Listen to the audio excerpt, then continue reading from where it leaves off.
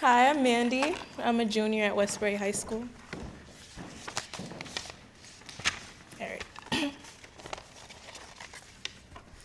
Before I say anything, just know it wasn't always like this.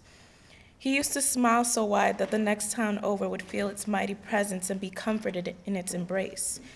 His face a staple of Haitian pride. Born by God, his motto meaning good things because everything was. Everyone knew him, everyone loved him. He loved them back. Everyone knew his name, but now nothing's the same, but I swear it wasn't always like this. Now he's a shell of a man, can barely stand on his own. He comes into his home and doesn't know the way around. I try not to make any sudden movements or sounds because then he'll ask questions I don't know the answers to. I do all I can to make him feel like nothing has changed, but that's not true. Everything did. Slowly, then all at once, in such a short time, somehow I managed to remember his name, though he forgot mine. Oh God, it wasn't always like this. Grey's Anatomy is my favorite show because I live for the action. It always seems as though at least one person on that show is having a worse day than I am, and it's pretty comforting. I failed a physics test the day I watched the episode where their helicopter crashed and wanted pizza instead of rice and chicken when Derek was killed off. No matter how badly my day is sucking, I can always count on Shonda Rhimes to hit me with a perfectly orchestrated dramatic scenario that's too unfortunate to happen in real life. So when I started seeing my uncle have the same symptoms as Dr. Weber's wife, it seemed as though I was looking through a lens. It was a Friday afternoon, and I remember that so clearly because of the euphoria I feel on that particular day of the week. Cheetah Girls 2 was playing on Disney Channel and nothing could get me down. My cousin Chelsea was 5 days older than me and 5 inches shorter and showed up at my house while I was dancing to Strut Like You Mean It. My uncle pulled up in all his string bean-sized glory in the worn in red van that smelled like a mixture of McDonald's french fries and childhood. He was so tall, but so slim, and I couldn't wait to make fun of him for the chicken legs he had cloaked in his oil-stained jeans. He was perfect. My uncle walked with her to the door, but I call him Daddy Guito because we Haitians like to call people whatever we like. I remember how he laughed that day as I ran to the door, his arm around Chelsea, yelled, "Man, how you doing, daughter? We're going to get pizza." And though I grew out of my chubby phase, I could not put on my shoes any faster, I promise. But of course, he had to go and invite my brother Carlton, or Mr. Call, as he calls him. But he gave me a hard time for giving the twerp a hard time. Daddy G's like that, though. He goes out of his way to make people feel special. But then he said he couldn't find his keys that were on the table in front of him, or his car that was in the same spot he always parks it. He forgot that you can't take left turns on red lights. He forgot to make a complete stop. He forgot that he drives for a living and shouldn't be forgetting things like this. And I went home and I forgot about all of this. A new episode of Grey's Anatomy was on, and I watched as Mrs. Weber's wife cheated on her husband with another Alzheimer's patient because she forgot she was married. I watched carefree because sometimes you forget that these dramatic, unfortunate scenarios can happen in reality. Daddy G was like Bill Cosby before the sex scandal, pure greatness. He was the Uncle Jesse to my DJ, the Uncle Phil to my Will. Without all that drama, he was legendary. Let me put things in context, though. My mom is the youngest of 11, my dad the fourth oldest of 8, but only one uncle would drop everything to take me out every other weekend. Isn't that hilarious? Because I live in Westbury and most of the family I have in New York lives in Uniondale, the excuse about having to drive the 11 minutes and 45 seconds, and yes, I sure did time it, that it takes to pick my brother and I up were endless on everyone else's part, but he always managed to keep me in the loop. I loved him for it. These things sound so trivial now, but when you're 6, missing out is a big deal. I'd beg my mom and dad to sleep over Chelsea's house on the weekends because Daddy G was always off on Saturdays. Me and Chelsea would lay on his king-size bed watching That's So Raven or some other show, waiting for him to get home from work so we could pounce on the man at 4 o'clock on the dot. As long as he wasn't too tired, he'd take us anywhere we wanted to go. But whenever we left the house, it was a whole ordeal. Jeffrey had to come, Stefan had to come, Ashley, Christina, everybody. There was always a procession of children following this man, I swear. It was like he was Santa or something. But if he heard any solitary person utter a single lick of Haitian Creole, We knew we wouldn't be going anywhere anytime soon. He didn't know how to quit. But I miss it. I miss how he would fall asleep during every single movie we watch and proceed to tell us about it like he hadn't pulled his cap down and snored the entire time. I miss how he could make me smile even though I didn't want to. How happiness was at the forefront of his vocabulary, stress a mystery, carefree was all he knew how to be, and that was never me. I rode on a train of thought daily and never got off at my designated stop. When the kids would pop, lock, and drop it, I was dancing to the beat of my own drum, but somehow, he always knew the tune too.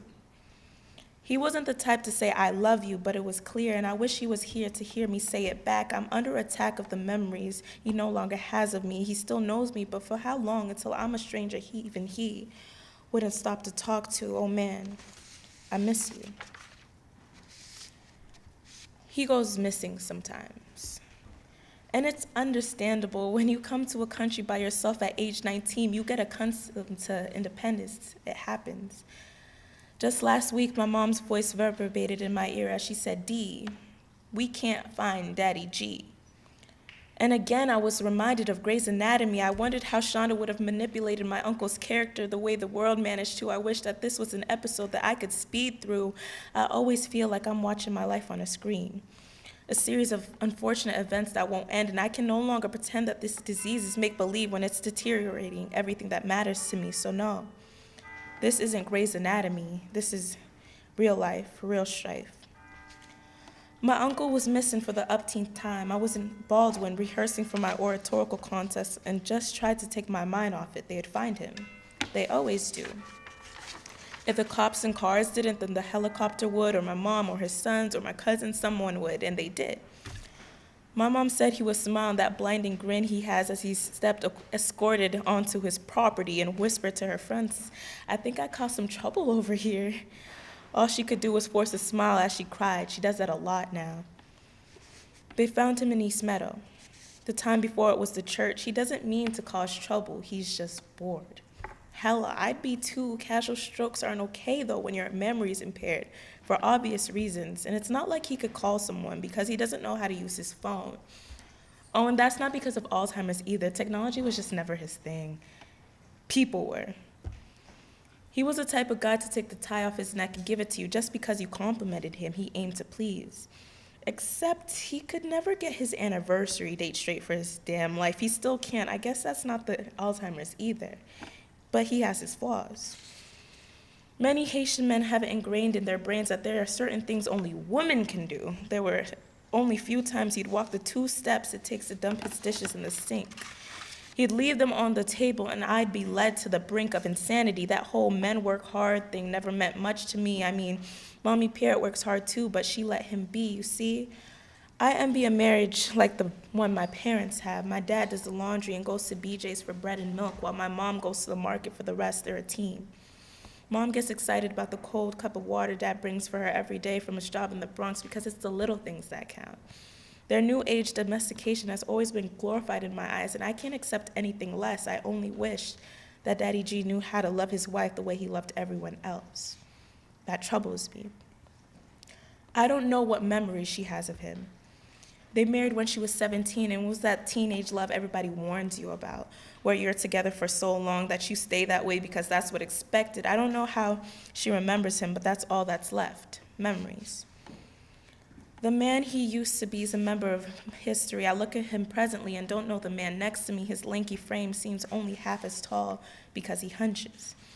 Sometimes he doesn't stand at all, and I can't understand why Alzheimer's is removing his memories and stealing mine, the ones I would have had in due time, but instead, my experience have reached a dead end. I'm losing an uncle, a father, a friend. I was supposed to be walked down the aisle by all of my fathers, and now I'm down to 2. Daddy G was supposed to teach me how to drive. But now putting on seatbelts is something he can't do. I lost my faith that he'd be healed as he changed in such a little time. I can only imagine how much it hurts to lose your mind. I can see it in his eyes. The pain. He's thinking of all the things he's going to miss out on. He's thinking about how he can't say the things he wants to. He can't talk as fast because he has to work to articulate his words. He can't fashion them the way he wants to. There's a stutter in his voice on simple phrases like hi. And I think it's because he doesn't want to be wrong anymore. Gone is the confidence I always wanted to covet, and now only feebleness remains. Why is he forgetting everything but how to be this timid character I don't recognize? It isn't him. Even Grays couldn't prepare me for this plot twist. But he does remember that he loves me.